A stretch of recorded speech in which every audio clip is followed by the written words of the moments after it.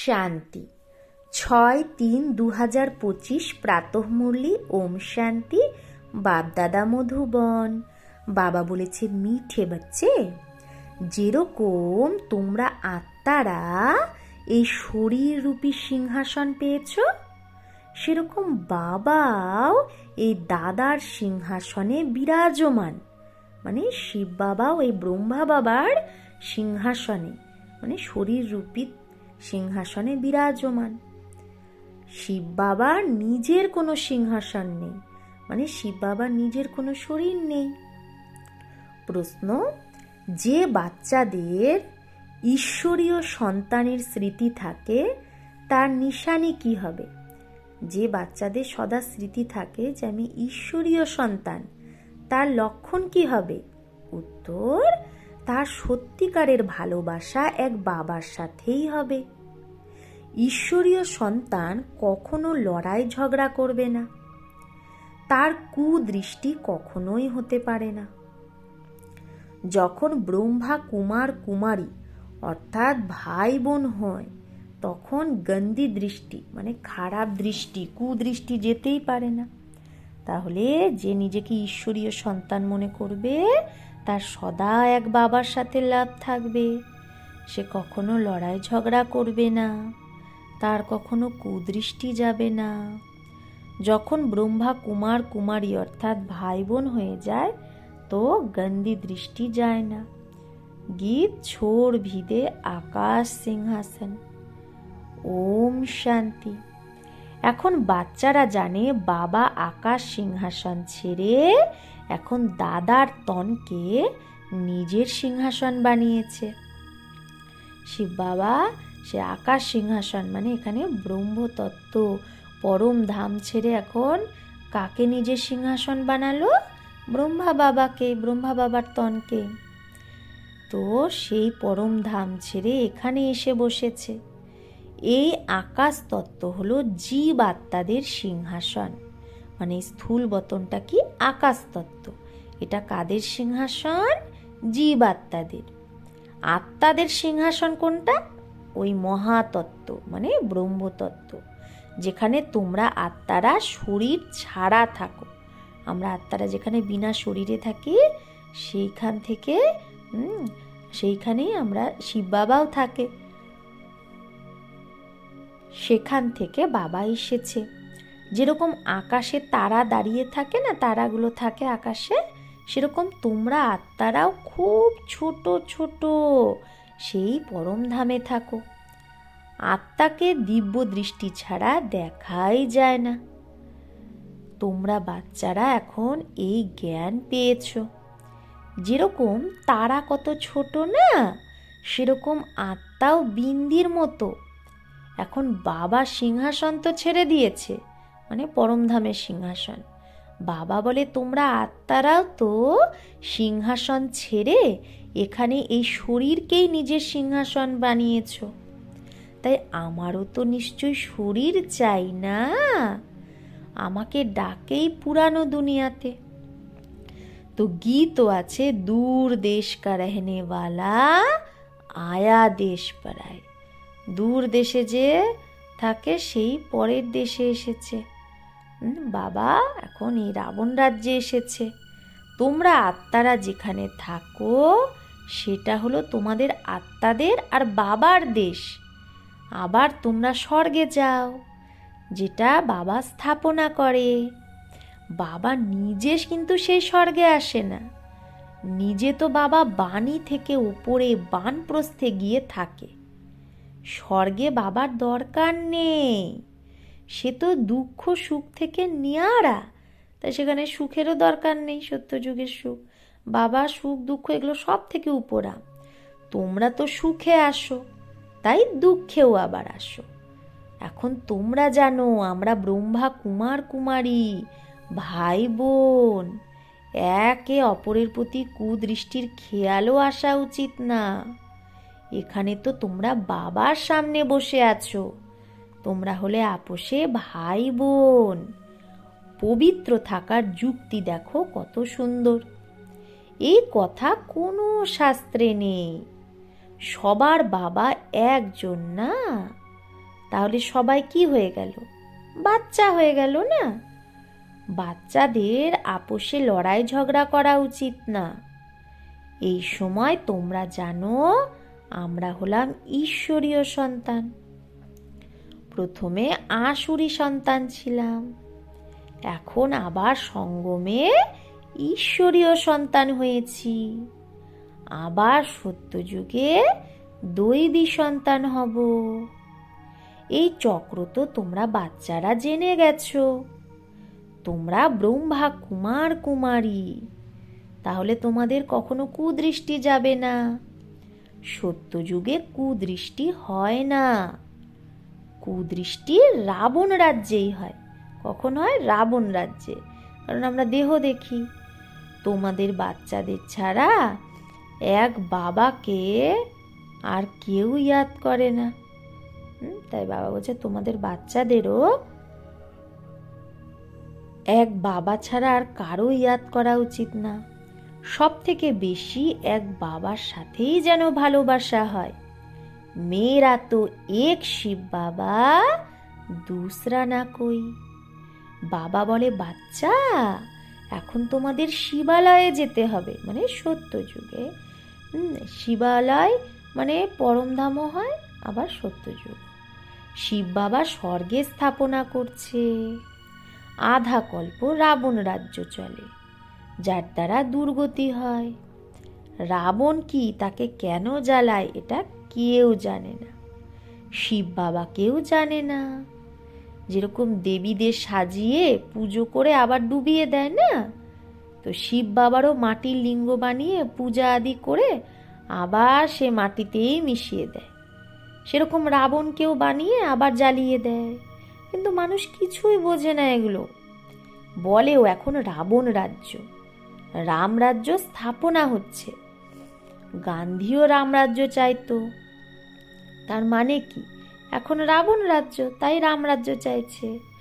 যে বাচ্চা এই রাবণ রাজ্যে কাম চিতায় বসে জ্বলে গেছিল, বাবা এসে আবার তাদের উপর জ্ঞান বর্ষা করে, সবার কল্যাণ করে। যেরকম শুকনো জমিনের ওপরে যদি বর্ষা পড়ে, বৃষ্টি পড়ে, তো ঘাস বেরিয়ে আসে না? তো তোমাদের ওপরেও জ্ঞানের বর্ষা না হওয়ার কারণে তোমরা কত কাঙ্গাল হয়ে গেছো। এখন আবার জ্ঞান বর্ষা হচ্ছে, যার দ্বারা তোমরা বিশ্বের মালিক হয়ে যাবে। ভলে তোমরা বাচ্চারা গৃহস্থ ব্যবহারে থাকো, কিন্তু তাও ভেতরে খুশি থাকা উচিত। যেরকম কোনো গরিবের বাচ্চা পড়ে, তো সেই পড়ার দ্বারা সে ব্যারিস্টার আদি হয়ে যায়, তো সেও বড়দের সাথে বসে খায় দায়। ভিলনির কথাও শাস্ত্রে আছে না? তোমরা বাচ্চারা জানো যে সব থেকে বেশি ভক্তি করেছে, সেই আবার এসে সব থেকে বেশি জ্ঞান নেবে। সব থেকে বেশি শুরু থেকে নিয়ে তো আমরাই ভক্তি করেছি, তাই আমরাই জ্ঞানটা নেব। আবার আমাদেরই বাবা স্বর্গে প্রথমেই পাঠাবে। এটা হলো জ্ঞানযুক্ত যথার্থ কথা। বরাবর আমরাই সেই পূজ্য ছিলাম, আবার আমরাই সেই পূজারী হয়েছি, নিচে নেমে গেছি। বাচ্চাদের সারা জ্ঞান বোঝানো হয়। এই সময় সারা দুনিয়াটাই নাস্তিক, বাবাকেই জানে না। নেতি নেতি বলে দেয় যে জানি না জানি না। আগে গিয়ে এই সন্ন্যাসী আদি সব এসে অবশ্যই আস্তিক হবে। কোনো এক সন্ন্যাসী যদি জ্ঞানে চলে আসে, তাহলে কি সবাই তার উপর বিশ্বাস থরেই করবে? যদি একজন সন্ন্যাসী আসে তাহলে সবাই বিশ্বাস করবে তার কথা? কি বলবে যে এর উপরেও বিকেদের জাদু লেগে গেছে, তো তার চেলাকে গদ্দিতে বসিয়ে তাকে উড়িয়ে দেবে। এরকম অনেক সন্ন্যাসী তোমাদের কাছে এসেছে, আবার গুম হয়ে যায়। তো এটাই হলো বড় ওয়ান্ডারফুল ড্রামা। এখন তোমরা বাচ্চারা আদি থেকে অন্ত পর্যন্ত সব জানো, কিন্তু তোমাদের মধ্যেও কি, আমাদের মধ্যেও নাম্বার বার পুরুষার্থ অনুসারে ধারণা করতে পারে। বাবার কাছে সারা জ্ঞান আছে, তোমাদের কাছেও জ্ঞান থাকা উচিত। দিন প্রতিদিন কত সেন্টার খুলতে থাকে। বাচ্চাদের খুব রেহেমদিল হতে হবে। বাবা বলে নিজের ওপরও রেহেমদিল হও, বেরেহেমি হও না, নিজের প্রতিও কৃপা করো। নিজের উপর রহেম করতে পারো কিভাবে, তো সেটাও বাবা বোঝায়। বাবাকে ইয়াদ করে পতিত থেকে পাবন হতে হবে, তার মানে এটাই নিজের উপর রেহেম করা। আবার কখনো পতিত হওয়ার পুরুষার্থ করা উচিত না। দৃষ্টি খুব ভালো চাই যে আমরা ব্রাহ্মণ ঈশ্বরীয় সন্তান, ঈশ্বর আমাদের অ্যাডাপ্ট করেছে না, এখন মানুষ থেকে দেবতা হতে হবে। প্রথমে সূক্ষ্মবতনবাসী ফরিস্তা হবে, এখন তোমরা ফরিস্তা হচ্ছ। সূক্ষ্মবতনেরও রহস্য বাচ্চাদের বোঝানো হয়। এখানে হলো টকি, স্থূলবতনের টকি। সূক্ষ্মবতনে হলো মুভি, মূল বতনে হলো সাইলেন্স। সূক্ষ্মবতন ফরিস্তাদের। তো যেরকম ঘোষ্টের ছায়া শরীর, ছায়া কা শরীর হতা হয় না, যেমন ঘোষ্ট বা যাদের আমরা এরকম ভূত বলি, দৈত্য বলি, তাদের ছায়ার শরীর হয় না। তো আত্মা যদি শরীর না পায় তা ভটকাতে থাকে, তাকে ঘোষ্ট বলে, ভূত বলে। তো তাদের এই চোখ দিয়ে দেখা যায় না। আর সূক্ষ্মবতনবাসী ওরা তো হলো ফরিস্তা। এগুলো সব কথা বোঝার। মূল বতন, সূক্ষ্ম বতন, স্থূল বতন, এগুলোর জ্ঞান আছে তোমাদের। চলতে ফিরতে বুদ্ধিতে সারা জ্ঞান থাকা উচিত। আমরা আসলে মূল বতনে ছিলাম, এখন আমরা সেখানেই যাব ভায়া সূক্ষ্ম বতন। বাবা সূক্ষ্ম বতন এই সময়ই রচে। প্রথমে সূক্ষ্ম, তারপরে স্থূল চাই। তো আমরা পরমধাম থেকে কি করি, ডাইরেক্টই আসি না, কিন্তু এখান থেকে যাওয়ার টাইমে আমরা আবার ভায়া সূক্ষ্মবতন যাই। তো এখন এটা হলো সঙ্গম যুগ, একে ঈশ্বরীয় যুগ বলবে। আর সত্য যুগকে কি বলবে, দৈবী যুগ। তোমাদের বাচ্চাদের কত খুশি থাকা উচিত। যদি কুদৃষ্টি যায় তাহলে তো উঁচু পদ পেতে পারবে না। এখন তোমরা হলে ব্রাহ্মণ, ব্রাহ্মণী। তাহলে বাবা বলছে ঘর গিয়ে ভুলে যাওয়া উচিত না। তোমরা সঙ্গদোষে এসে ভুলে যাও। তোমরা হংস ঈশ্বরীয় সন্তান, তোমাদের কারো প্রতি আন্তরিক ভালোবাসা হওয়া উচিত নয়। যদি রগ জাতি হে, মোহ যায়, তো বলবে কি মোহ কি বান্দরি, মোহের বানর। তোমাদের ধান্দাই হলো সবাইকে পাবন বানানো। তোমরা হলো বিশ্বকে স্বর্গ বানানো বালে। কোথায় ওই রাবণের আসুরি সন্তান, আর কোথায় তোমরা ঈশ্বরীয় সন্তান। তাই বাবা বলছে তোমাদের বাচ্চাদের নিজের অবস্থায় একরস বানানোর জন্য সব কিছু দেখেও যেন কি দেখোনি, এরকম এই অভ্যাস করতে হবে। এতে বুদ্ধিকে একরস রাখা, এটা কি হিম্মতের ব্যাপার না। পারফেক্ট হতে মেহনত লাগে, সম্পূর্ণ হতে টাইম চাই না। যখন কর্মাতীত অবস্থা হয়ে যাবে তখনই সেই দৃষ্টিটা বসবে। ততক্ষণ পর্যন্ত কিছু না কিছু আকর্ষণ হতেই থাকবে। কিন্তু এখানে তো বাবা আমাদের শেখাচ্ছে একদম উপরাম হতে। লাইন ক্লিয়ার চাই, দেখেও যেন কি তুমি দেখোই না। এই রকম অভ্যাস যার হবে সেই উঁচু পথ পাবে। এখন সেই অবস্থা থরেই আছে বাচ্চাদের। সন্ন্যাসীরা তো এই কথাগুলোকে বোঝেই না। তো এখানে তো খুব মেহনত লাগে। তোমরা জানো আমরাও এই পুরানো দুনিয়ার কি করব, সন্ন্যাস করে বসে আছি। ব্যাস আমাদের তো এখন সুইট সাইলেন্স হোমে যেতে হবে, মানে পরমধাম। আর কারো বুদ্ধিতে নেই যতটা তোমাদের বুদ্ধিতে আছে। তোমরাই তো জানো এখন ফেরত ঘরে যেতে হবে। শিব ভগবানও বাচও আছে, সে পতিত পাবন লিবারেটার গাইড। কৃষ্ণ কোনো গাইড না। এই সময় তোমরাও সবাইকে রাস্তা বলা শেখাও। তাই তোমাদের নাম পাণ্ডব সেনা।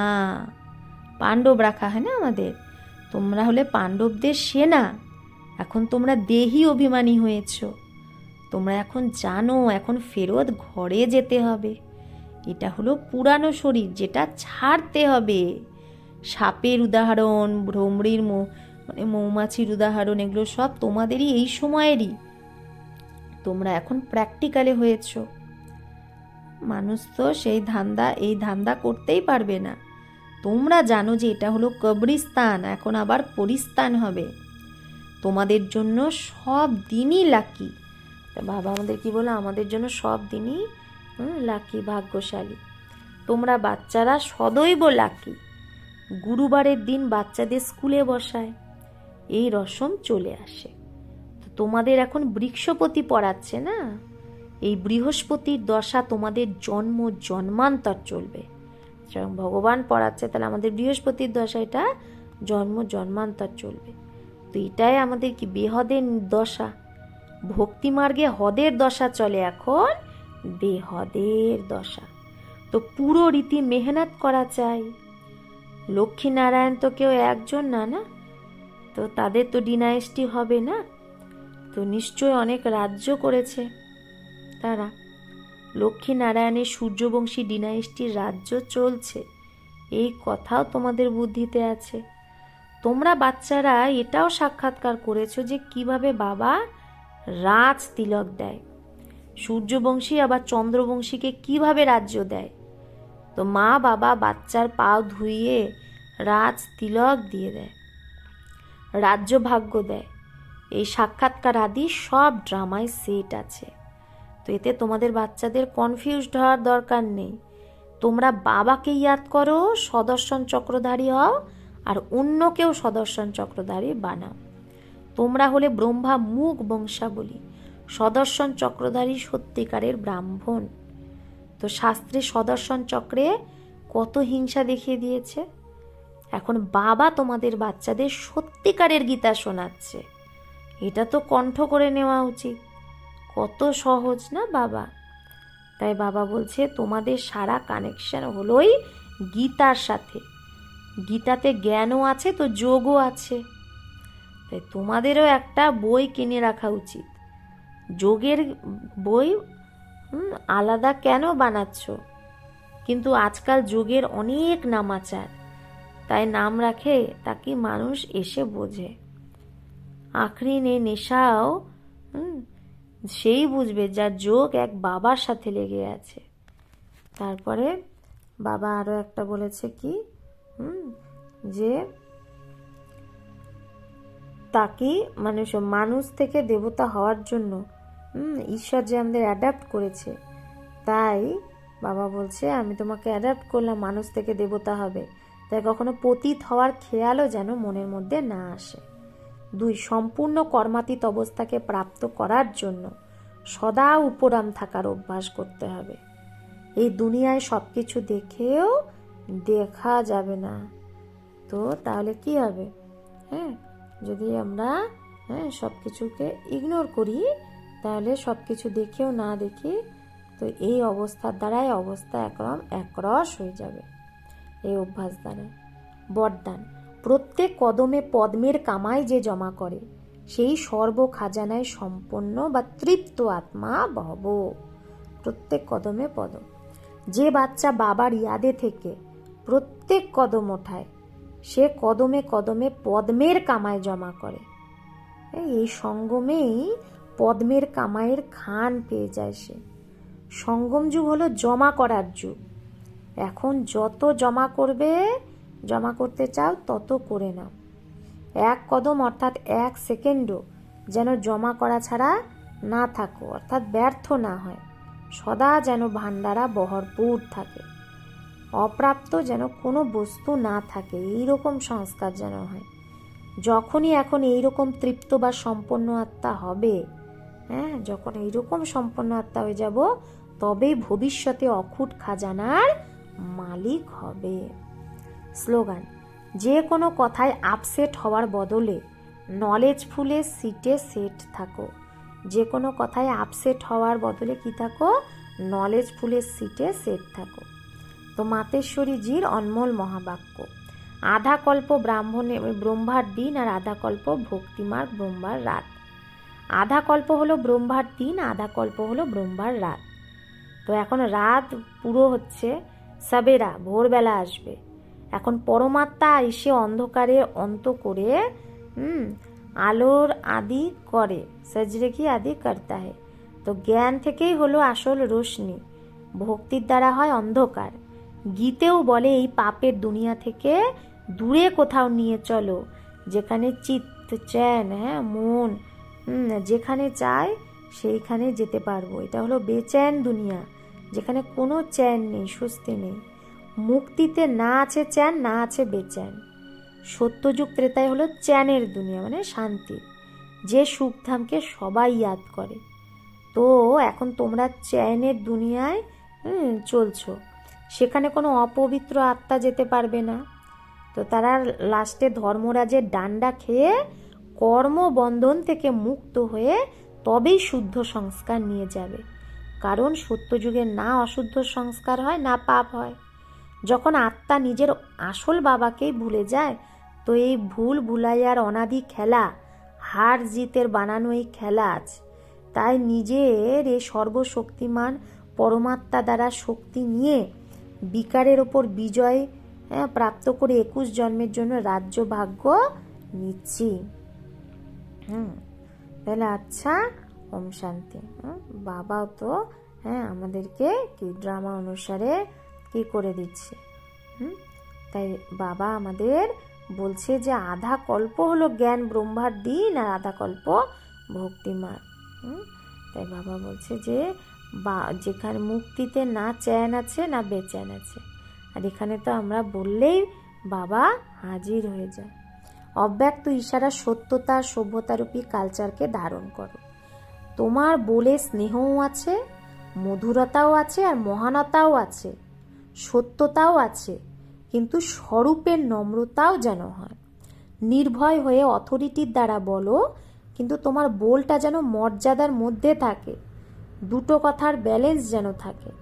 যেখানে ব্যালেন্স থাকে সেখানে কামাল দেখানো যায়। আর সেই শব্দ করা না, মিষ্টি লাগে। তো অথরিটি আর নম্রতা দুটোর ব্যালেন্সের কামাল দেখাও। এটাই হলো বাবার প্রত্যক্ষতার সাধন। আচ্ছা, ওম শান্তি। ওম শান্তি।